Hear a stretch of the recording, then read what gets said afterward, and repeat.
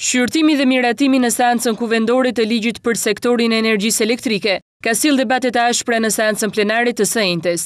Deputetët socialistë kanë shprehur shqetësimin e tyre për vonesën e kësaj nisme ligjore, e cila sipas tyre ka rënduar së tepërmi xhepat e konsumatorëve shqiptar. Deputeti socialist Arben Ameta shkoi edhe më tej, kur tha se kjo situatë duhet të përfundojë me vot në parlament, por me proces penal ndaj atyre që kanë penguar miratimin e këtij ligji.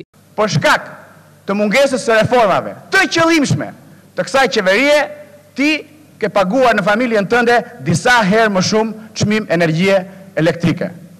Kjo duhet të përfundojë, zoti ministër, po jo thjesht me një vot. Kjo duhet të përfundojë me një sqarim publik dhe me një hetim penal.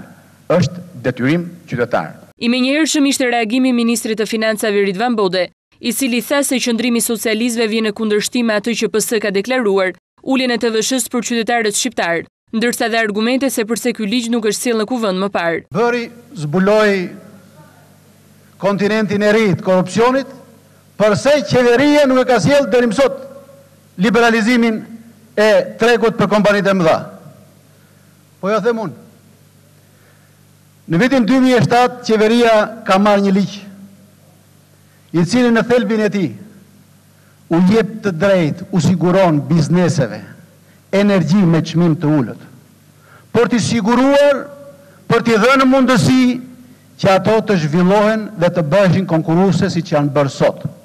Është një kosto që kemi paguar ne për kompanitë, siç kemi paguar koston e uljes taksave. Por për deputetin Braçe, Partia Socialiste është në kuvend me qëllimin e vetëm të mbrojë konsumatorët familjar shqiptar, ndërsa tha se kjo qeveri po pranon se po favorizon kompanitë të caktuara pranë saj. E para është Gen 1, kompani e cila drejtohet nga Igor Koprivnikar, quhet ky burri, dhe është drejtori ekzekutiv i Gen 1 në Serbi.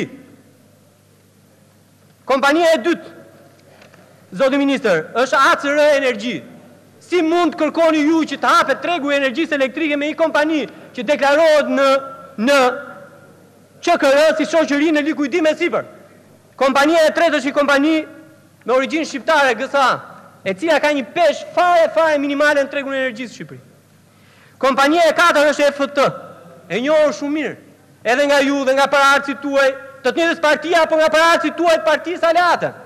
Ja ku e keni, edhe kjo kompani me origjinë serbe. Kompania tjetër është Alpik Energy Albania. Edhe kjo, një kompani fare pa asnjë lloj ndikimi në tregun e brendshëm shqiptar. Me origjinë po prapë edhe kjo nga Lindja. Për të ardhur te kompania tjetër EGL, e Naskës, e njihni Naska Fezolli, ish zëvendësministri i ministrit para jush në këtë detyrë, kliente. Për të ardhur te kompania tjetër, Energji Supli, edhe kjo komplet jashtë tregut. Për të ardhur te kompania më e rëndësishme, Rudnap, e sekserit tuaj Damir Fazliç. Ju e përmendët këtu në lezuat 10 kompani. Sa është e fjala për kompanitë jashtme, thoshtë janë serbe. Sa është e fjala për kompani shqiptare, thonë janë të vogla. Atëre nuk mundet 3 apo 4 shqiptare, nuk mundet që qeveria të zmadhoj apo të zvogëloj kompani. Ky është treg konkurrues.